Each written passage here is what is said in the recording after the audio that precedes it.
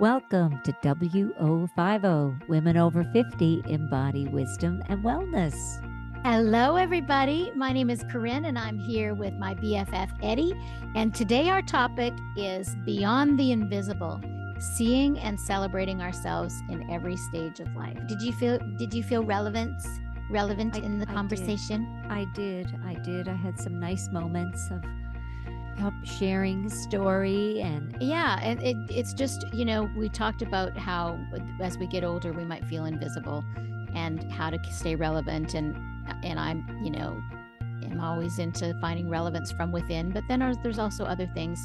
Once you have that relevance from within and you feel confident from within, then you can stay relevant with technology and, working with AI and keeping in touch with everybody that way. So many ways. Yeah. We don't have to depend on outside to feel relevant, for sure. That's right. That's right. You're making me feel relevant today. Enjoy, everyone. Hello. How's my BFF doing on this beautiful day? Excellent. I'm getting ready to go to Canada. I still haven't packed yet. I leave early in the morning. And Wow. my suitcases are sitting here, and I've got a little pile started, but I've just been a little bit busy. Yeah. And I've been trying to get the garden to a point that's not stressful for anybody while I'm gone. So I picked like 3 fennel bulbs last night, and I had a bunch of tomatoes. I've been giving away tomatoes every time somebody comes. So then I asked AI, I said, what can I cook with fennel and tomatoes from the garden that's good, that maybe I can freeze later or use, or what's good? And it's, I can use, so I put it in a big crock pot. I put garlic, onions, the fennel, and the tomatoes, and I just chopped it. It was like a big, huge crock pot. Put it in the oven for an hour on like 375. And then and then you can make anything into it. It's this big thing that we put it on rice tonight for dinner. And then we froze half of it, and that'll be good for like either a soup or a sauce or pasta sauce or whatever. And you know what would be delicious in that? What? Codfish, little chunks of codfish. It would. You're right. Yeah, it's beautiful, yummy, hearty. That is you're right. Yeah, because I've got some, fish and fennel. Like fennel is delicious with codfish. That's my base for my seafood soup, actually. And I didn't even know that. Yeah. I'm not a Newfoundlander, so I didn't know that. I know, but we don't put much fennel in our soups, but no, but when I lived in Nashville, I used a lot of fennel, and I love it because it has kind of like a licorice, flavor, but it's not licorice, it's fennel. Yeah, I mean, I feel like when you have it fresh out of the garden, it can smell like licorice, but when you cook with it, I don't think it's anything like licorice. No. It's more closer to anise or something like that, you know? Yeah. Well, it's pretty mild, but it brings out, it's so delicious. You'll notice it like in a soup when you eat it. So yeah, it just makes it like hearty. Well, it's really relevant in a soup. Yeah. That was. You want to get to our topic today, Eddi? Are you feeling invisible? I was starting to feel invisible. Yes. That's what happens, as you start to get older. That's one of the things I don't want to be. Well, I don't invisible. That's two of the things. All the things I read are the biggest fears of people as they get older is being invisible and feeling irrelevant. Yeah. Especially after they retire or, kids move out, moms don't have to cook or clean or, make sure have something to worry about or fix or be fearful over, Yeah. Or enjoy your kids, what do you find, what else do you find joy in? Yeah, it's a good conversation to have. I have quite a few conversations with my clients that are in their 40s and especially their 50s, but in their 40s too, about what are you going to do when the kids are gone. And and so our topic today is really about feeling relevant at any age and beyond the invisible, seeing and celebrating ourselves at any and every stage of life. And really that, we're putting together our course for WO50 on embracing aging and being comfortable as we get older and really thriving, not just comfortable, but embracing and even thriving as we get over 50 and older. And so one of the topics, one of the chapters we were going to talk about is feeling relevant. And I was saying, it you have to get your relevance from the inside. And the sooner you get that, Mm-hmm. you know, the easier the rest will be. Then once you feel relevant, no matter where you're at, no matter what situation you're in, and there's different ways we'll talk about that you can do that. Once you have that, once you own it, right? Once you Yeah, have it from the inside, you feel it from the inside, then you're not insecure in any situation. And it doesn't matter if you're visible or invisible because we can't control if people see us or not, that's you know. right. And And so, the yeah. self-respect and the self-esteem that we have for ourselves, that like we said on the last podcast, the inner growth, that inner, I had said personal growth, but the inner growth, that part of that inner growth is feeling the relevance of staying important, and especially with the wisdom that we have attained through the years, and we're learning, and we're continually learning, but we're always relevant. Yeah, and And owning that, like that's the thing is that if your relevance is reliant upon other people seeing your relevance, it's just it's going to fluctuate depending on if you're in the groove or not, if you're in the culture of pop culture or not, or whatever group you're in. But it once you find that authentic self, that confidence, that like you said, that's your self-esteem, your self-respect, all your feelings about yourself, then it doesn't then you thrive in anywhere. And then Mhm. you can share your wisdom or not share your wisdom. That's the thing, is that Yeah, some people want to hear the wisdom and some people don't. Like I that's certainly right. know, and I've had friends, like younger friends, that don't I know at times in their life they don't want to hear. I'll say, "Do you want feedback on that?" And they'll be like, "Nope, I don't." I'm like, "Okay, no problem." You know, Yeah, it's not and that's something I great. would say, but yeah, Yeah, but that's great. That's very, well, that's a person that's very confident or thinks they know more than you do. right. That person, yes. Uh, Or they're just like, nope, nope, they're solid in it. They got it. And then your response back is always great because it's like, oh, okay, that's great. I can listen to music now. Then I don't need to talk for a bit. Or we can take it to a more sensitive place and go, geez, I have so much to share. They don't want to learn anything from me. Well, gosh, geez, I'm starting to feel irrelevant. They have artificial intelligence now, and huh. So we could start that dialogue, but mhm. that's why we're doing this, because we don't really want to do that. Yeah, I mean, I notice, like, especially as people might lose their hearing, and I've got friends that have lost their hearing in their, I mean, it can happen in any age, doesn't really matter how old you are. Some people in their 30s, 40s, 50s, or older. And people that, first of all, if you have trouble with hearing, I encourage you to get your hearing tested, and at whatever age you are, get a hearing aid, because it affects your brain. And the longer you wait to get a hearing aid, if you need one, it negatively affects your brain, because your brain adjusts, and it's harder to adjust as you get older. And so the longer you wait, the harder it is for your brain to adjust. So, and when you can't hear the conversation, you start to be out of the conversation. And that's what people, as they get older, it's like you think that they don't have anything to say. Of course they have stuff to say. They just either them sometimes they have memory issues or hearing issues, and they are afraid to say anything or comment, so we can learn from those people that we know, we've seen, that are like that. They're too stubborn or too whatever it is to get a hearing aid. Memory issues you can't do anything about if you're, and um in that case you just have to talk about the present moment, not ask That's about right. their lunch, you know, Or yesterday. or Or yesterday. Yeah, mhm. anything actually. And last week usually, depending on what the memory issues are, if they can.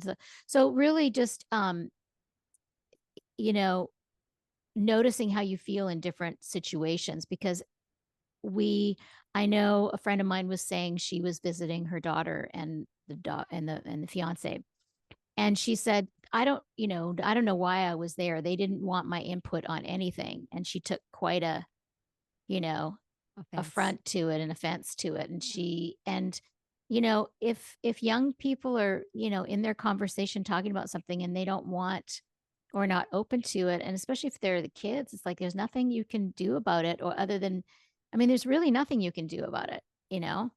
No. You No. got to lean into the discomfort of that. And because do you want to be around your kids still? Of course you do. Hmm. And you can try to bring up topics that they'll be interested in, but sometimes they're just going to want to talk amongst themselves, especially Hmm. if you're staying there for a couple of days. Sometimes they're Yeah. just having conversations that, It you're on the outside of. Yeah, and it doesn't mean they don't value you. Yeah. You might question that, that they're not wanting to hear what you have to say, but Hmm. they're in their own little story They're in in their their own head. world. Exactly. Like we make Yeah. up this thing like I'm not relevant anymore and they don't want to hear from me, but really they're just like maybe have a problem and they've got so much energy and focus on it. They don't even realize you're in the room, let alone not in the Oh yeah. conversation. Oh my Yeah. God, I was at an event yesterday. It was a pride parade, and I was dropping some of the kids off, and I was really relevant yesterday because I was their ride to get them down to the parade, and there was so many people and such a crowd, and I'm like, wow, it's a beautiful thing you're all doing. It's great, and it was just lovely, Were they all and in their costumes? yes, they were all in their wigs and drag and costumes, and it was a really warm day here. And then my granddaughter, I had said to my daughter, now I know you're out doing the parade, and I'm over here on the sides. I got the wheels ready to go. I'm just, mending a knee. Can't get into the march with y'all. But next thing you know, they're 20 minutes in, a half hour in. My daughter's, Mom, can you come get her? Come get her. Come get her. It's like, yes, Come I'm get there. Rowan. Yeah. Rowan's like, Nana, yay. Yeah. Off she gets in with me. And yeah, I felt So very she relevant. lasted 20 minutes. That's good. She And did then great. But she was all ready to do this big march and spend 2 hours out in the heat. And yeah, no. you So knew she wouldn't last. You were staying on the sidelines for her, probably, right? yes, yes, Yeah. yes. I That's was sweet of you. valued. I was very valued then. Yeah, yeah. Not You invisible. Yeah. Well, I was thinking about that as we were thinking about our topic today. I was thinking, grandparents are probably, they are so important to, especially, when they have grandkids and they spend time with them. I mean, they're so important to both their children who they help out with their kids, and to their a special Mhm. relationship that, when kids are young, you said you've had these conversations with Oliver and he's like, "You're such a young nana." Yeah. Because you don't look like any of his other friends' nanas. No, because And he told me, he told me the lines on this side are they're called laughter lines. yeah, I said, yeah. And he goes, you've got a lot of them on that side. I was like, yeah, because I laugh more on the right side. I said to him, I was like, honey, I don't know where they're going to show up. They're going to show up all over. kids don't miss a thing. They Yeah, don't. yeah. No, they're But cute. and so that's, such a beautiful thing that the grandparents are so important for the most part, if they've got a good relationship with everybody, and that can be a good way to feel relevant, and hopefully, I mean, I guess it always isn't the case. I've had this talk before. It's like it seems like it's natural that as we get older, we do have more self confidence from within, and we don't need as much feedback from the outside because we're not getting as much feedback from the outside. So we Right. we we kind of adapt to that, hopefully. Hmm. But I know many older people that never did adapt and fought it, tooth and nail. So do you want to adapt and find that strength, that authenticity, that relevance, confidence from within, Hmm. or do you want to keep fighting and as every you situation and every situation we're in allows us to learn more about ourselves, more about our Mhm. environment, more about who we're connected with, our friends, our family. And sometimes things crop up in families, and we're like, oh, I don't know if I like that way of communicating. You know, we start kind of readjusting. Same with grandparents. Like some grandparents, you know, they're not seen, or some are expected to do way more than they Right. thought they would have to. Like there's a huge piece of communication has to go on when you have three generations involved. Just think about it, three or four, Or four. and Yeah, you have or four. five. I have Hmm. four Yeah. in mine. Like the other day, I took my mom out to get her hair cut for her birthday, her 89th birthday. And my daughter was at her salon. She cut her hair. I was taking my granddaughter. So all four of us are there in that moment. And I'm like, oh, I got to take a picture of this because, you know, I want to look back at this someday and go, wow, like what our parts were at life in that, like little snapshots, right? That's what Hmm. life is. They're like little thumbnails, little snapshots. Hmm. And what's relevant in the moment isn't down the road. So And true. That's a good metaphor right there. I mean, and every moment is like that. yeah, yeah, And then when you do coaching, you sit with people, it's like whatever is a problem in their mind is so big, and it's so fluid. It always passes. it's going to pass. Yeah. And it takes you over sometimes. You know, my daughter's very passionate about stuff and very, man, if she has a, you know, something she's standing for, like, wow, if she was in America right now with what's going on, whew, and look out, what a campaign she would be running. Hmm. Yeah. And and I tell her, you know what? Watch now, just take a breath, calm down, because tomorrow it's going to be different. Yeah. Tomorrow it's going to be different. Yeah. Tomorrow it'll be different. Yeah, because that's another thing is we might feel relevant in one, we're hanging out with our friends and we're, telling a story that's very important to all of us. And people are, we're having a conversation that's great. We're feeling, very connected and good conversation. And then in the next moment, we're, you know, at a gas station and can't get help or something like that. It's like, we're constantly going back and forth in these situations where sometimes we're seen and sometimes we're not seen. Hmm. And it is different. Like and it's interesting with attractive people. Like I give Mick Jagger as this, Mick Jagger is not an attractive human at any age. And because of that, he looks great at every age. Right? That's Like, you right. don't even notice him getting older. You No, don't care because he he's looked Mick kind of Jagger. yeah, he's Mick Jagger. He just is who he is. And if we can own it like that, like live life Yeah. like Mick Jagger. Yeah. But when you're Move like like a Jagger. yeah, when you're, what is culturally like pretty or beautiful, it's it's harder. Like I see it with my nieces that are very beautiful. It's like it's a lot of pressure. I mean, her Sybil Hmm. Shepherd did a really good thing about it is she had a hard time when she turned 50 and embracing that, and because she was always known for her beauty and she I wanted to think be if, known for her brains. yes. And I think if we talk about it more, there's, there's just, people don't feel they're alone thinking these thoughts. Like Yeah, everybody that's has true. these thoughts. I'm getting older. Oh my God, I'm getting wrinkles.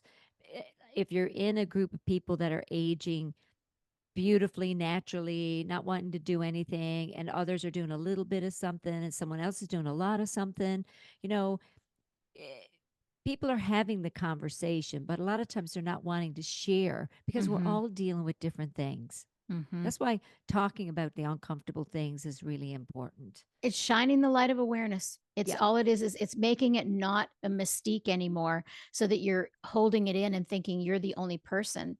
It's Yeah. like there was a podcast I was listening to, Messy. Have you heard about that with Christina Applegate and Jamie? She played one of the daughter on The Sopranos. So Hmm. two young women who were on two of the most popular TV shows in the last 30 years, both have MS, That's multiple right. sclerosis. That's And so right. they've got a podcast called Messy, and Mm. they talk about, and Christina Applegate is very new. She's only been diagnosed a few years ago. So she's still pretty angry and pretty confused and she's sharing that, her emotion about it. And she's been a workaholic her whole life. That's all she's known. So now she's not working at all. So coming to peace with that. And then Mm. Jamie, she was diagnosed. She kept it secret for 16 years, so she was diagnosed probably 18 or 20 years ago, Wow. and so she's lived with it longer. So them, talking, and they talked about it actually with Katie Couric. They had a great conversation their episode with Katie Couric, where they talked about the importance of sharing this in the public. Like 30 years ago, you didn't talk about having cancer or Parkinson's if you were well known or had a platform. At Katie Couric, she was probably one of the first who, when her husband died of colon cancer in the 90s, she shared it and she went through her grief with it. She had two young children. He died within 6 months, and Mm, talked about that. And then she went through breast cancer and, all of it, and all yeah. very publicly. And it helped her heal, and it helped her to know she was helping others as well. Yeah. And Yeah, because yeah, it's the vulnerability, she just made herself open, just vulnerable. Ask me anything.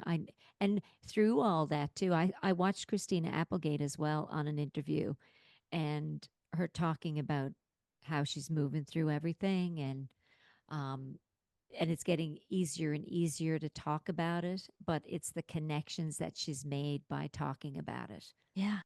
and the strength we get from other people. Because if we don't share it, or we're spinning our own story, and Mm-hmm. it might be, is- you know, not in the right lane for us. Mm-hmm. And it's like the more we talk about something or learn another approach to it, or because something's going to, we're all going to go down some lane in our lives where we weren't expecting it, you know? Yeah. And life dishes something at us, and then we have to deal with it. And we go, wow, how it could have been changed on a dime if something worse had happened. And sometimes something worse happens to some Mm-hmm. people, and they get through it and they move through it. And Mm-hmm. they're like, a lot of my patients come in and they're dealing with stage 4 breast cancer or colon cancer, and they're still here. They come in and they go, I'm still here. And this is what I've Mm-hmm. done. And I want to share it. And I'm like, write about it. So, there is literature out there to be read, and all these books that we, you know, listen to or read that are relevant to what we're going through. Mm-hmm. Um, it's so important that we even share our little piece of what our story is Mm-hmm. as we're moving through being relevant. Or if we start to feel like we're becoming invisible, well, take a little check in with yourself and go, Mm-hmm. well, what can I do that would make myself more visible then? Should I Mm-hmm. write a poem or a book, or volunteer, or travel, Mm-hmm. go learn a language, or where is it I need to check in if I'm starting to feel that distancing? Because Mm-hmm. that happens a lot. Like you said earlier, some people coming in to visit you, and I get that quite a bit in my clinic too. Mm-hmm. You know, Yeah, it's good to notice these things. Yes, I shared at the beginning. You've got to, and it's great. Now you gotta. It's like it's great if you can find your relevance from within yourself first, so yes, that then when you do things, it's not to get relevance. It's just to express yourself. exactly, yes, And so, but that's easier said than done. I've spent my life really knowing myself and knowing, studying awareness and meditation. And meditation is what did it for me. It put me in touch with my authentic, timeless self within. And that it didn't work. It wasn't a magic pill that worked immediately right away. It was something that was chiseled away over time. So I meditated regularly from the time I learned was 20, like age 26. And but then I also did a lot of retreats, and each time there'd be this like expansion and this understanding and more authenticity of knowing myself and being unshakable, more and more. And it just, yeah, it's something that happened naturally over time. hmm and I love this 40-year, almost 40-year friendship we have. It's when Corinne knows me so well that if I'm explaining something and I get on a um, a train of thought, and I know exactly in my head what I'm going to say, and then the words are going down the other road. she's so good at once I get it all out, she'll take it and add like salt and pepper to it. And then I'm like, yeah, that's what I was trying to say. Yeah, just fill in the blanks a little bit because I know how her brain works because I know it makes full sense in her head. And mostly it makes 80% sense, but then I'll say just a little as like brings back into context. Yeah. Yeah, because there's so much to share, isn't there? There's so much out there that we want to share, the wisdom, the knowledge, and I don't know, it's just I think it's just lovely, especially as we do all this inner work that it's like the more I do this, especially with you, I think this podcast is a beautiful gift and it's I feel relevant, but inside, it's not like, it's not because I want to be seen or, I want to leave a legacy. This just happened and I went, God, this really has helped me grow as a person to talk about things and, share it. It's like it doesn't matter if I stumble or I mess up words or I go down a road. I know you're going to grab the road. We're going to kind of catch each other along the way. And that's so important in life that we do that, you know? Yeah. Don't I you? mean, you Yeah. definitely stretched out of your comfort zone to join and do the podcast. It wasn't like a natural thing for you, No. especially to, it's natural. Like you have a great talking voice and you've done radio in the past. And of course, you sing on stage and spoken about health and wellness, but talking about personal things, like talking about your life was new for you. Like you're usually the one Hmm. teaching, and it was a little bit um not in your comfort zone, and it's beautiful to see you relaxing into it and sharing and even enjoying it. Oh, yeah. And even talking about like different family things or places now. And now that I'm more and more comfortable, and then I hear some feedback about, not that that matters, but I hear feedback that says, I never knew that about you. Wow. I feel like, and these are my patients that have been coming for years. Yeah. And I'm going, oh wow. Gee, yeah, because we never get to share these beautiful little bits about ourselves, right? With people and when they come in, they um I always feel like I know my peeps anyway when they come in and we sit for a bit, but this gives people a chance to kind of get to know us a bit Yeah. deeper as well as we're sharing and kind of, I don't know. I like this now. Yeah. Yeah, I'm Yeah. so glad. And More and more at it. it's not like it's not like we're immune, or it's not good to not enjoy being acknowledged. Like every human being on the planet, no matter how confident and relevant you feel from within, enjoys uh whether it's praise or being, noticed, or we all enjoy that. It's just if your sense of self-worth and your happiness depend on it, that's when Hmm. it's an issue. That's So, right. I enjoy when people want to learn from me, but I also don't have much an opinion if somebody doesn't want to learn from me, right? But I do enjoy it when they do.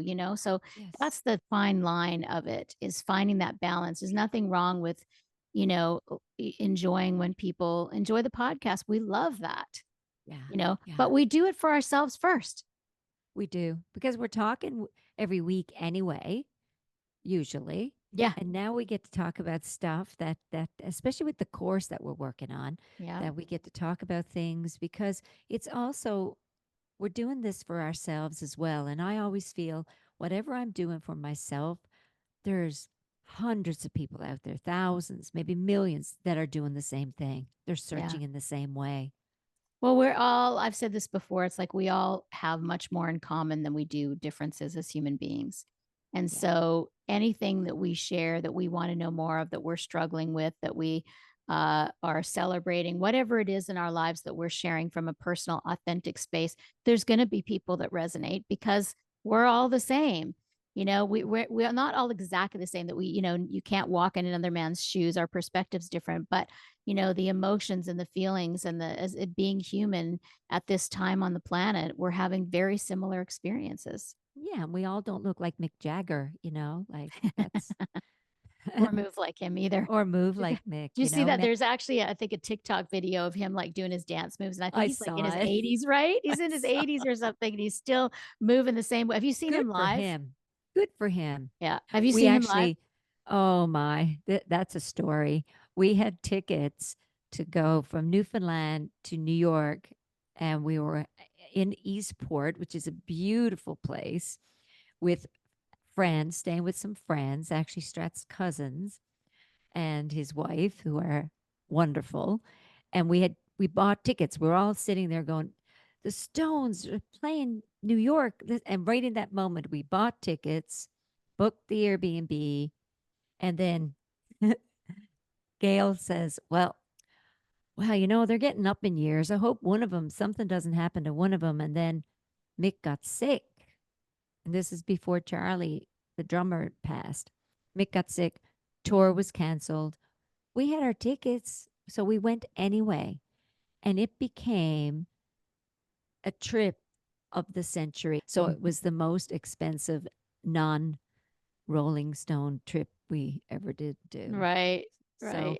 we still haven't seen them. Have you? Yeah, I saw them in Australia. That would have been, I was living in Australia in 1988. So it's quite a few many moons ago. And what was so funny is it was in Sydney. It was on my way. I'd been living in Australia for 8 months or so singing at World Expo there. And my friends all wanted to go. And I was not even a Stones fan at all. Like you like some of their main songs, but I was not. Yes. But after I saw the concert, I was like, yeah, Oh, they're yeah. awesome. It was, I always loved their music and yeah. you too. And there's so many amazing groups that have been around a long time, Yeah, and now Paul they're getting, McCartney and yeah, and now uh, they're getting older and they're still amazing. yes, Willie Nelson. I mean, look at Dolly Parton. We just had Emmylou Harris up here. She did Mm-hmm. our folk festival there last week. Amazing, amazing. Mm-hmm. Sarah 77 years old. McLachlan. Sarah's been here. Shania's here next month for three Mm-hmm. sold out concerts. She came to do one and she sold out three. She's got to So be almost 60 because she should be the same age as us, around the same yes, age. yes, Yeah. she is. Yeah. Yeah. Yeah, and she looks amazing, and Yeah. her throat is healing, and you think about what she had to go through in her life, right? She went through a lot. Did you watch the documentary yet? Not yet. I will. Oh, it's so good. The documentary on Shania Twain. I can't remember what platform it is on, but that's one thing I use AI for is because it's more specific. So I use Perplexity AI. It's just an app and it's free.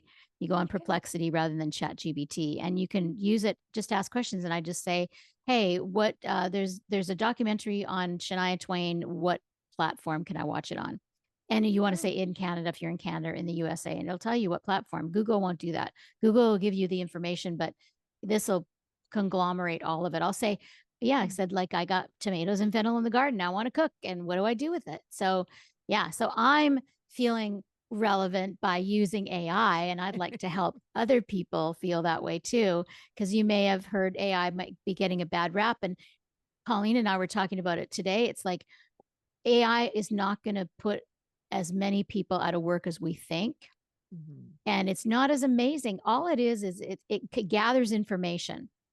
Yeah. It gathers information, and it's only as good as the questions you ask it. And so I'll ask it. I'll say, I have this, and this in my fridge. What can I make? Give me And is three it always recipes. true? Is the answer always true Well, when it yeah, gives back? the what you hear that's fake, okay, this is what you hear that's fake, is that yes, there have been studies. If you use it for science or for a company and you say, like there's some people that use it, like at Microsoft, they'll use it to create code or whatever. And Mhm. you've just got to double check it with it, or they'll ask for an experiment. Can you cite these experiments? And it has made up experiments. So it'll Mm. say, yes, this is a source and this is this experiment, but Mhm. it's created the experiment.